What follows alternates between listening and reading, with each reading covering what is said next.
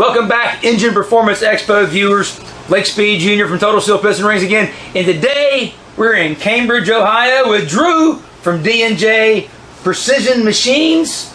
But really, these are big, bad boy Cummins engines around here. Some diesel power. Diesel power. Diesel power. So I can tell you a little story, right? My first experience with a Cummins diesel was back in the NASCAR days. Dodge had gotten back into NASCAR, and I was on one of the first Dodge teams where they came back, and they were fortunate. They were nice enough to give us some cars and trucks to use at the team, and we got us a nice Dodge dually with that 5.9 Cummins in it.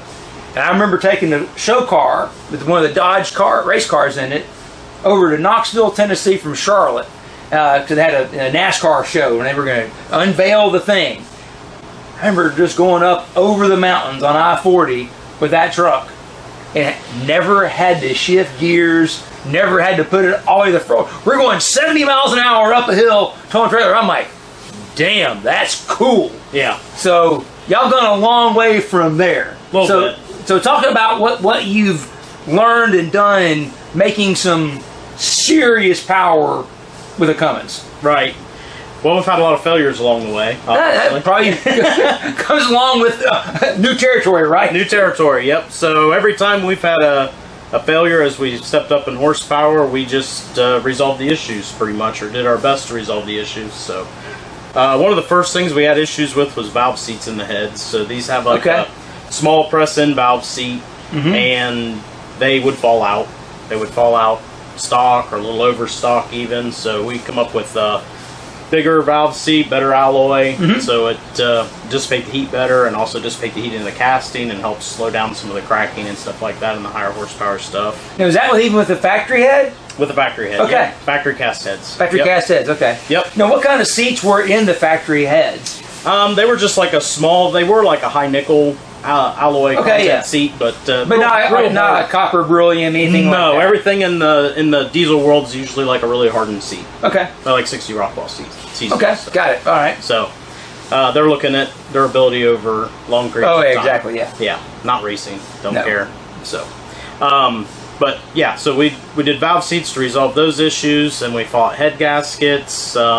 Just because cylinder pressure, right? You start putting the boost, cylinder pressure goes right away. So how long did it take y'all to catch on to doing the O-ring deal? Or yeah, we do fire rings a lot of times. We do O-rings in certain applications. Depends on what kind of head gasket they have. So tell everybody, what's the difference between a fire ring and an O-ring? Because some people would think it may be the same thing. Right, yeah. Difference between a fire ring and an O-ring. A fire ring, we basically take the original fire ring portion of the gasket out of the stock gasket and replace it with steel wire, typically like 105 thousandths diameter wire. And we do radius grooves either on two surfaces or one when we do that. An O-ring is basically squeezing the stock gasket more. So we take a wire O-ring and we leave a little bit of protrusion out of the cylinder head, and that helps squeeze the stock gasket a little bit more in the fire ring area. Okay. That works well for street applications. So that's a way of boosting the stock gasket. Kinda, yeah. And then the fire ring is basically saying, we know the stock gasket's not going to work. We're just going to go this way. Right. Depends on the horsepower level and what the customer's doing with the vehicle. If it's a street vehicle and you go back to the 12 valve and 24 ISB days, they've got like a fiber gasket, and we O-ring those typically on the street because that fiber gasket keeps moving around over time with heat cycles and everything.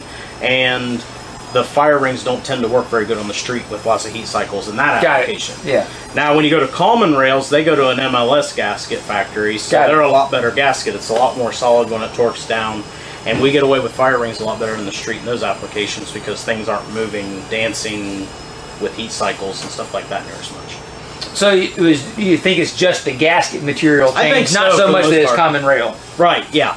The common rails will make more horsepower, so they're making more cylinder pressure. It's not magic. So more power is more cylinder pressure. It's not really a way. And the common rail thing is really just about having the higher injection pressures, more control than the common rails. They can make them quieter so that, like in the OE, that was the biggest reason they went common rail was emissions, and to quiet them down, they'll put more than one pulse per ejection event. Multi-pulse. Yeah, which is what really quieted the engines down. Right. But for the performance guys, we could take a common rail engine that runs you know, and we can take a 1,200 horsepower truck and still tow trailers with it, drive it, tuning and things like that. Because it gave you more control. Gave us tons more control, so we can do a lot more with common rails. And for control, right? And the higher pressure gives better atomization. So now you can burn it, because you know what's one thing, even a diesel, right?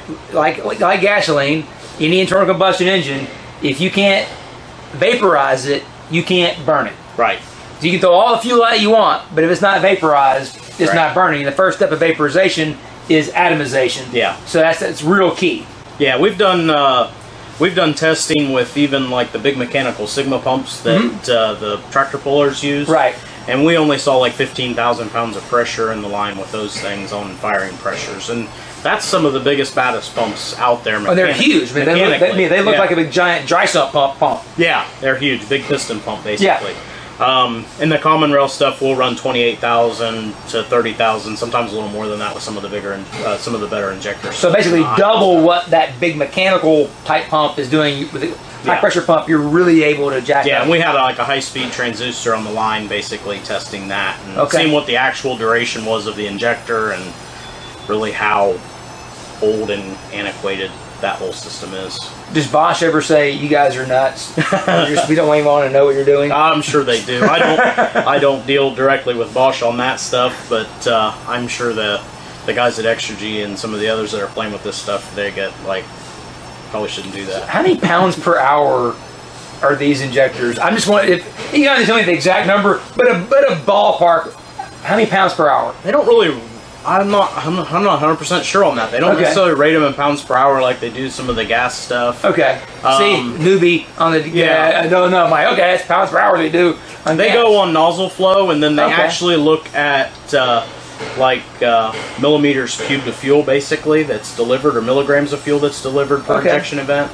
So the really good guys with really good test stands, they can actually see from the time the solenoid's energized to when the fuel starts to deliver out the nozzle, and what that whole rate trace looks like every single event. Because we're essentially, it's not like a gas engine where we're just spraying fuel in the intake and it's sucking it in. We're doing everything with the fuel. Yeah, so, you're using it to build compression. Build compression, that's the timing, that's when everything lights, it's everything. So, just an idea from, let's say, a stock engine in terms of that fuel delivery to your high power stuff, what percentage increase in fuel flow is that? That's what they actually do, a lot of percentage increases on injectors. So like the big S10 engine that we're running now is like a 600% over injector. 600? Yeah, 600. Tiny bit more. Yeah.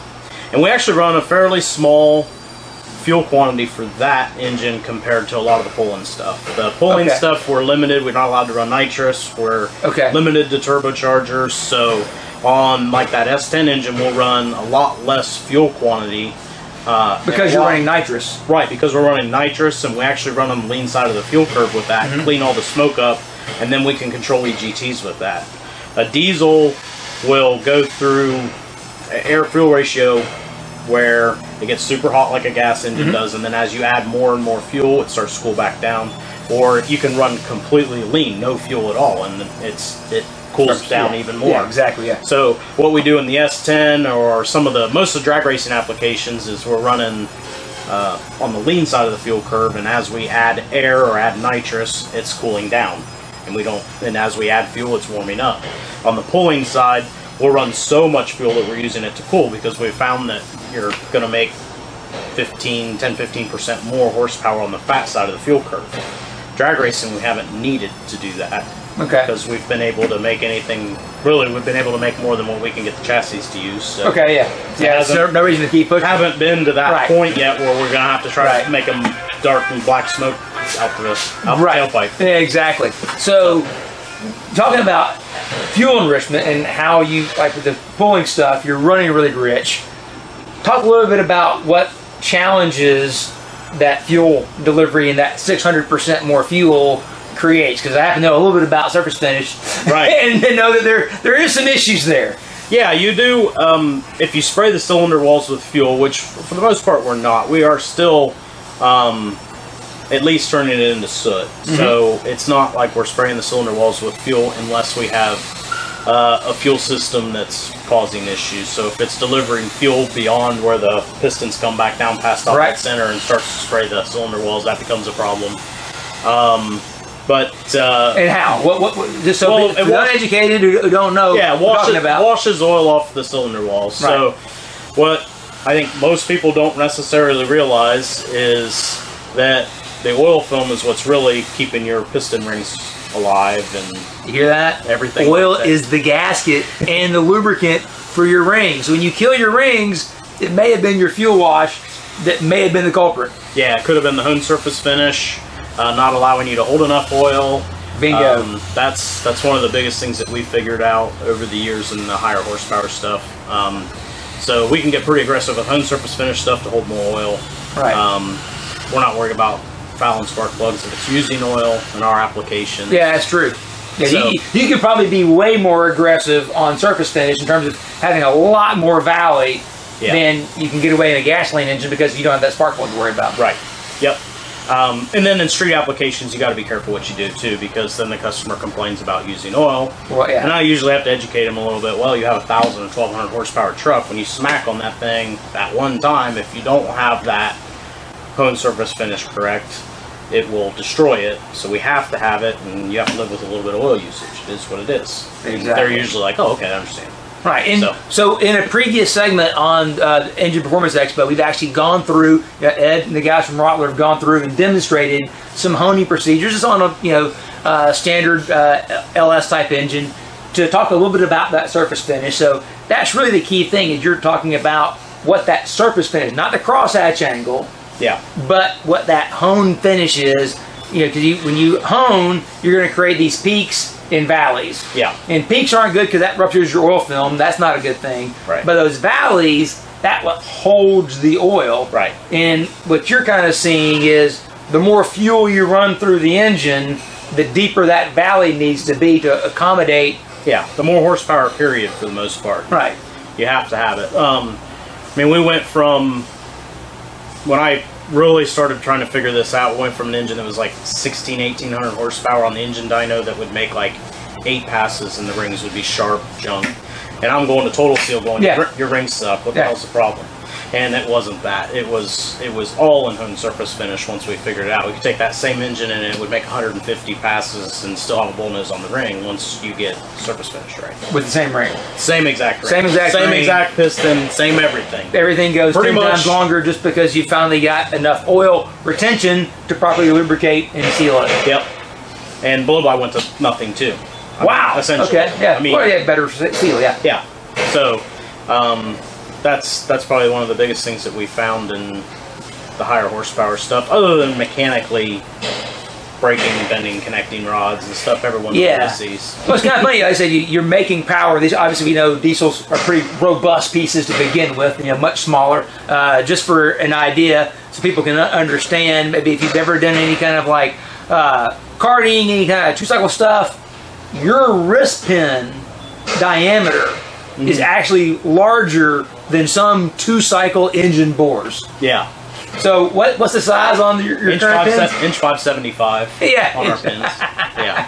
Yeah, it's crazy. Yeah, and we've actually had to go, we use like H13 tool steel pins, and we've had to go down on the hole in the middle of the pin and deal with the weight because we bend them and make them flex. And right. Well, that's the thing. People who know me know I'm a big advocate of this. Wrist pins are a structural component in the piston. It is the backbone. Yeah. You would rather have a stronger, heavier pin than a lighter pin that flexes. Right. Yeah. Depending on what. Yeah. I'm not a gas guy, so I don't know what loads they need. But with us, we don't ever really make power much over 6,000 RPM, so we're always dealing with high torque and high cylinder pressure in comparison to most of the gas stuff. So 3,200 horsepower engine for us is making 4,000 foot-pounds of torque pretty easy or more, depending on how hard you drag it down. And if the guys pull it down with the transmission hard drag racing, that thing makes a lot of torque. So it makes a whole lot of cylinder pressure. And so their cylinder pressures are really comparable to like some big power drag race engines. Yeah, we like pro mod level type stuff. We were over top fuel stuff. We had top fuel stuff. Yeah, we had Kistler there when we did the billet engine, and we were at like 2,200 horsepower, and they said that was the most cylinder pressure they'd ever seen on an engine. And we went to 3,200 horsepower, and they left. I love it. So, they're like, we're not part of this. Yeah. We're scared. Out here. They're like, well, our sensor's only good for 500 bar, but it should go past that. Good luck. And I think we were at 600, 650 bar by the time it was done. Wow. 650 bar. Yeah. Man. So the people who are good at math, go figure that out, do some conversion. You can Google that and see what that is. Yeah. PSI. It's nuts. And then if you want to do the math on the piston surface area of a 4-inch 200 bore and how much load you have on the pin and the wrist pin bushing. That's why they're all big. Yeah. Big. Yeah. Strong. Heavy. Strong. Yeah, strong. Strong is the word when you have. And then multiply that times 6, and you wonder why the blocks blow apart sometimes. Right. Wait, all this whole conversation is pretty much about sealing up stuff. I kind of get the picture why. Yeah. When you got that much cylinder pressure, sealing becomes an issue. Yeah, we actually, on the high-end stuff, we use a spring-energized seal compression sealing ring. So it's like a C-ring that's got a spring in the inside of it. Compression gases can come into that C-ring and blow that C-ring up and seal the compression on those. Oh, that's cool. Yeah. Kind of like piston ring. Piston rings use cylinder pressure to work. That's right. That's how that works. So like even if your studs aren't quite holding the head down and everything dances at high power like that, the C-ring is very flexible and still seals the compression gases. Nice. They work really well. That's really cool. See? And they're replaceable or reusable. So reusable even. Yeah, you pull the head off. We have O-rings in the block. You put new O-rings in if you need to, and put the head back on, and the C-rings are still good. That's fantastic. Yeah. Man, that's kind of cool. I mean, you've come a long way from the very just humble beginnings of that 5.9. And now, of course, you've gone into everything, right? I mean, yeah, we have everything like that. That high-end stuff has taught us a lot of stuff about what a customer needs in a stock engine. So we have options in just the Cummins world so far, but options in the Cummins world from a stock truck that's a work truck used every single day all the way to what hasn't been done yet. That's cool. So how somebody that's interested in talking to you about engines and things like that, how do they get hold of you? We've got website www.djprecisionmachine.com. We're on Facebook and Instagram, pretty easy to find there. Phone number 740-297-7223. But we can definitely take care of anything you need in the Cummins world for sure.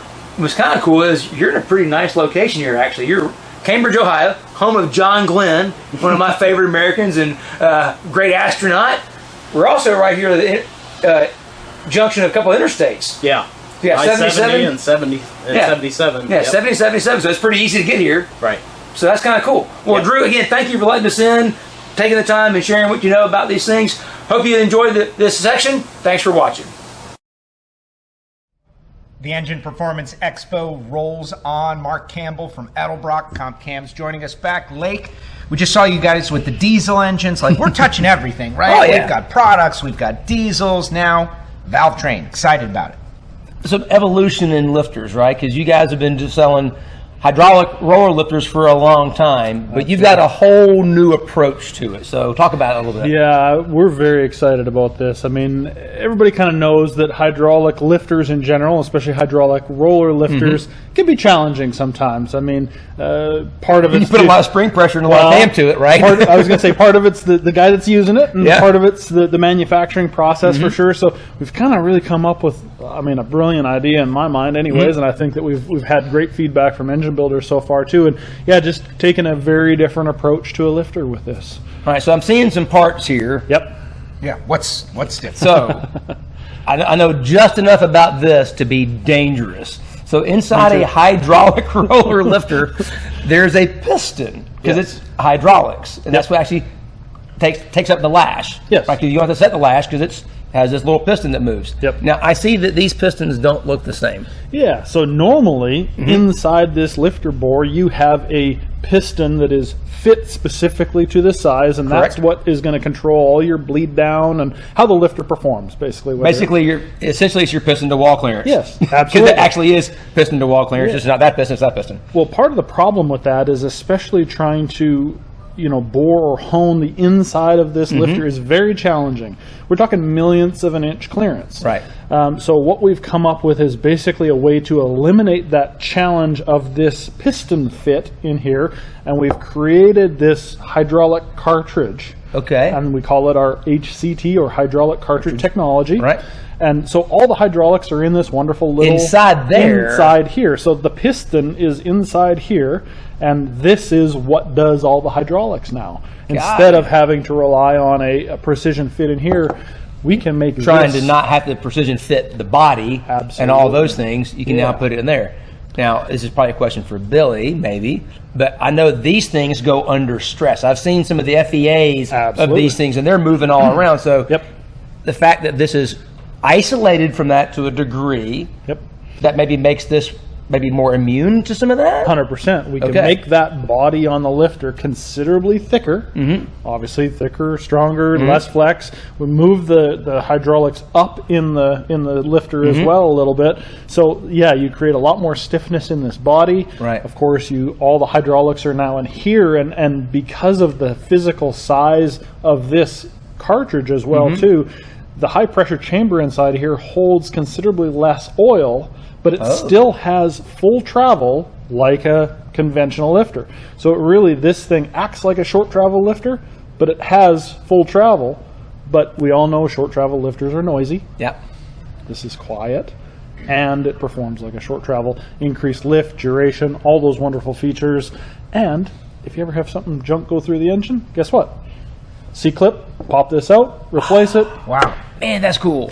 So, pretty neat deal. So I know y'all different debuted layers this. of improvement there. Absolutely. Right. And this was debuted at SEMA, right? Yes. Okay. Yes, we debuted I remember this at SEMA. seeing it in the booth at SEMA. Yeah. And the best part is we're actually shipping them. Yeah, all right, that was the next question. Everybody's talking about when's my parts going to ship. Well, these are on the shelf and shipping. The tie bar style lifters, we're just completing those right now, but the drop-ins for the LSs and the Gen 3 Hemis, they're shipping already there. now. Okay, cool. Oh, and it's a nice looking piece, actually. Yeah. Same technology in that lifter really is what we use in a lot of our Sportsman series solid lifters. Okay.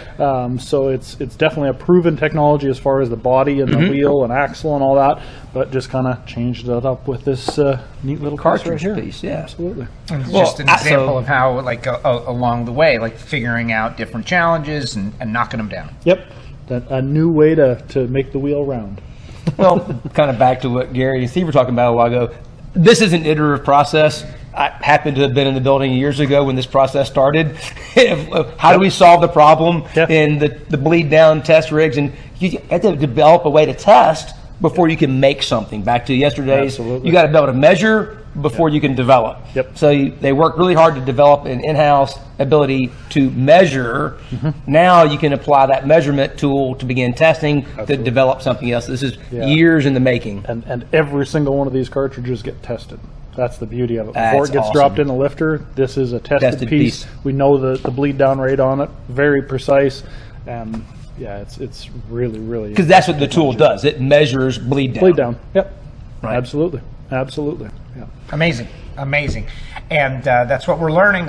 Everything is evolving here at Engine Performance Expo. Now, Lake, we're going to kick it back out to a video, you and Ben. This is a big moment, I think. We got a round table coming up. Everyone needs to stick around. Right. Questions preferred when we get to the round table, but this is a big moment. Yeah, so what we've done so far, the engine's been put together. It's been broken in, run NA. Now we're just going to hook up all the pipes for the ProCharger and then see what happens. Yeah, let's put on a ProCharger. How about it right now? Check it out.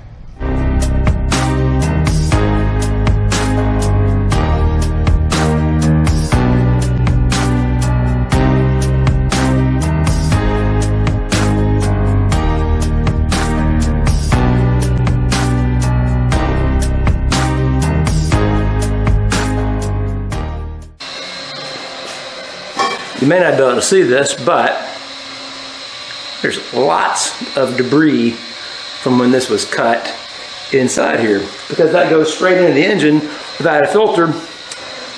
That could lead to a pretty short day. Now check out that action. Much, much cleaner. Cleaner is better.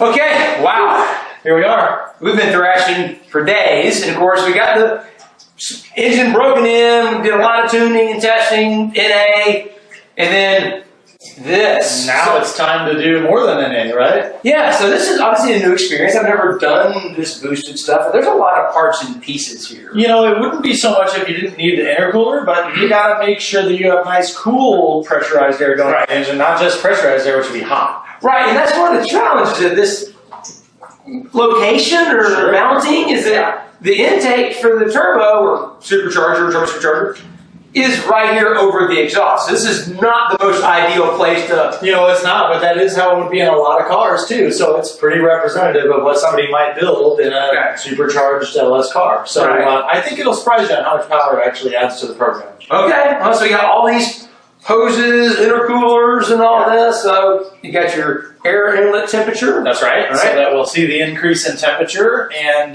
so it's going to come out of that supercharger pretty hot. Yep. And then we got an intercooler here, just a heat exchanger that we got a fan blowing air across. So hopefully that'll drop that temperature a bunch. And by the time it gets up here ready for the engine to heat, well, it'll be cooler and pressurized. And man, we'll need a bunch more fuel. All right. What do you think? Should we go do it? Fire it up. Let's go. See what happens. What a day, what a day, what a day. Yeah, my brain is swollen. I've learned so much today. They told us, don't start cars. We are not going to listen.